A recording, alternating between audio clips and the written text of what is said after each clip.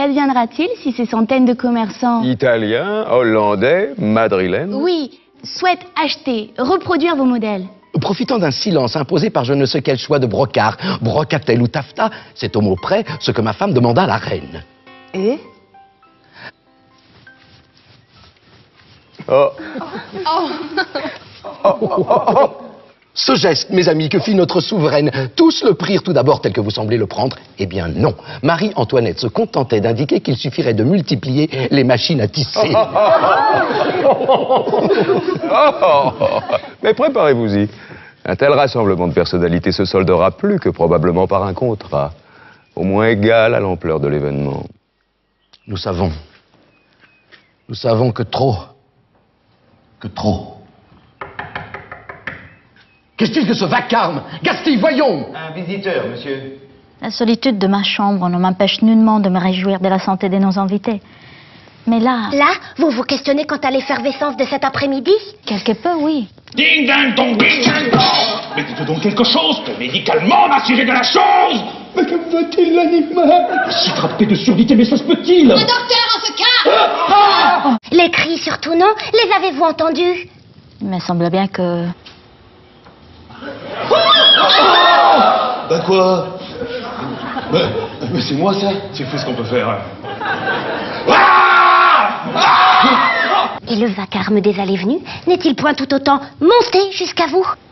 Mais je ne redoute rien. Vous ne la retenez pas? Qui? Votre fille. Ma fille? Bah oui. Moi, la retenir. Qui se dit? Où? Dans cet appartement. Ah, mais point de tout. C'est elle qui s'astreint à ce spirituel régime. Il existe cependant d'autres sentiers de langage pour sortir de l'endolorissement amoureux.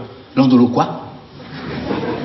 Lorsqu'une âme profonde, entaillée de souffrance, d'un funeste chagrin, cherche la délivrance, oui, souvent dans la foi, vient y chercher asile.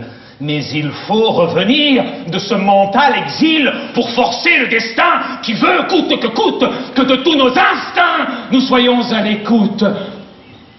Des hauts comme des bas! Mais oui, madame, oui, nos instincts les plus bas, ces instincts qui au plus profond de nous trahissent, jusqu'à quel point laideur et beauté se métissent. Ces cris ont-ils quelque rapport avec le fait que mademoiselle soit retenue chez ma mère? une pauvre amie il y a fort longtemps ne se consola jamais de la façon dont ce chevalier de Casignac eut de l'empailler vivante. Elle, son cœur, son âme, ses rêves. C'est une bénédiction qu'il soit venu s'enfermer ici, presque de lui-même. Sans que cela ait été clairement dit. J'ai le sentiment que l'on tient à vous tenir écarté de cette affaire. Mais comme... Cela n'a pas été clairement dit. Au plus bas, n'est-ce point un cachot qui s'oublie sous nos pieds?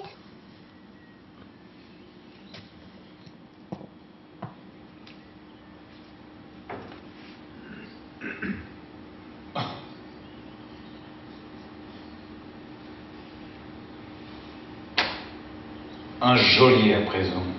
Attendiez-vous un pâtissier? Non, tout au plus quelque autorité censée mettre un terme à cette mascarade. La comtesse était de rentrer, monsieur.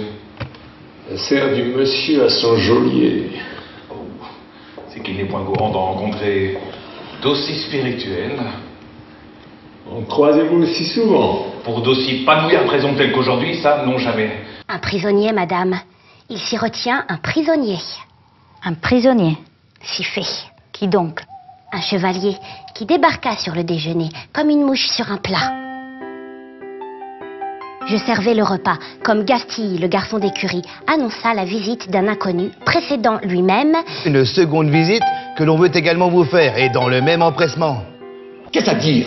L'un et l'autre aurait bien des choses à vous confier. Eh bien qu'il y retienne l'autre et l'un jusqu'à demain. Mais le visiteur apparut, ivre et d'un théâtre, sans comparaison, croyez-moi, moqua son monde, mais comme personne jamais à mes yeux ne le fit. Ai-je l'air à ce point de dévalser du ciel pour ne voir en ses yeux quoi? Qu'un polichinelle? Faut-il pointer si haut le front? Imiter du poulet, disons-le, le croupion. Des très grands échassiers, la démarche en secousse, des dindes et dindons, les cales qui gloussent. Après avoir visité sa ménagerie, il prétendit soudainement être frappé de surdité. Enfer de mon cerveau, mes deux tympans s'amusent, refermant brusquement d'eux-mêmes leurs écluses. Mais que dit-il? Et donc? Bah le cul de basse fausse, pardi. Non, mais qu'est-ce que c'est traîtrerie?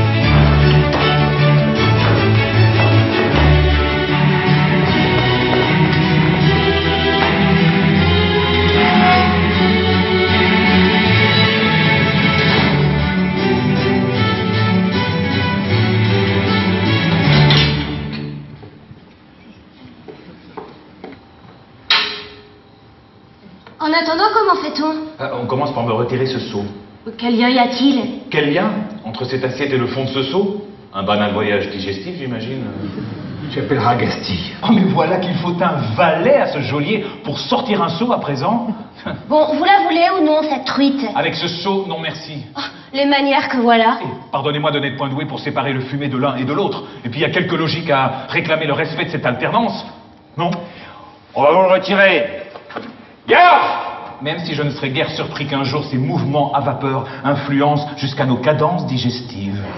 Et reparti. Car comme j'imagine qu'elles se réduiront toujours davantage, jusqu'à tenir dans la paume de nos mains cette petite machine, mais pourquoi ne finiraient-elles pas par s'infiltrer? Par où on leur dira de s'infiltrer? Ah non, mais oui, pourquoi pas, jusqu'à suivre le chemin de ces petits pois en notre organisme, entraînant des colliers de petites loupes microscopiques qui, à l'inverse des lentilles astronomiques grossissant les étoiles, nous renseigneraient sur quelques secrets de tuyauterie, allant jusqu'à... Mais... Je n'entends rien à ce qu'il dit. Sans blague. La comtesse de l'eau vive embigotée dans la toile d'araignée de notre Seigneur, gouvernant. Vous ne croyez donc en rien? Mais voilà que croire en tout signifierait ne croire en rien. Ce champ est mon église, et moi ce potager, le mammifère que je suis. Et croyez-moi, le place au plus haut, au-delà de toute extraction mentale. Ah oui, non mais attendez mon père, d'abord là c'est pas du jeu parce que vous piétinez la création, et d'un, hein. Mais monsieur, si l'homme qui me suit venait à connaître que je l'ai précédé, monsieur, voilà! Voyez-vous l'immédiate épidermique réaction que voici, hein? Mais l'effilé de son épée, monsieur, mais aurait vite fait de me... En vous révélant mon nom, vous n'y gagnerez rien, mais moi, j'y risquais beaucoup. Mais en faisant le nom de quelqu'un, mon bon monsieur. Quoi? Ce n'est pas uniquement le nombre de voyelles et de consonnes qui s'apprécient, mais d'autres indices découvrant par là d'utiles complémentaires renseignements. Où m'avais-je caché le cerveau? Mais vous cherchez à savoir si l'effronterie de cet intrus à l'allure déséquilibrée serait ou ne serait point cautionnée par le digne rang de gentilhomme, non? Tournez de la sorte, la question ne manque point de brutalité, mais... De grâce, vous ne privez point vos œsophages de la cadence alimentaire que semble imposer l'excellence de ce festin. Rejoignez vos invités, monsieur, je vous le demande. Vous de grâce, restez assis. J'allais me le proposer, voilà. Ces quelques visiteurs privilégiés, en découvrant notre manufacture, risquent fort d'en faire un certain exemple de... Comment l'écrivent-ils? Réussite à la française. Ah oui, ça, on le lit. Réussite à la française. Et pensez-vous que je puisse risquer de vous y lâcher comme une guêpe sous les jupes d'une bonne sœur? Nous ne pourrions que vous en remercier. Vous aurait-on mal expliqué l'enjeu de cette visite? Dans quelques heures, ce ne sont plus uniquement les cours d'Europe que mes métiers à tisser risquent de vêtir, mais les épaules d'un marché considérable, sans nulle autre comparaison. Je ne vous reconnais pas. Et il m'est vraiment pénible de vous imaginer qu'en grossière commerçante, guerrière incapable de mesurer la portée de ses canons. Mais quel temps nous préparez-vous pour ne viser ainsi en toute chose que la multiplication? Comment ne vous réjouissez-vous pas que nos meilleurs artisans, brasseurs, teinturiers, tuiliers, potiers, que sais-je, partagent leur savoir-faire, transfèrent leurs connaissances pour que progressent les innovations? Transfert à qui? Transfert à quoi? Un mouvement autonome?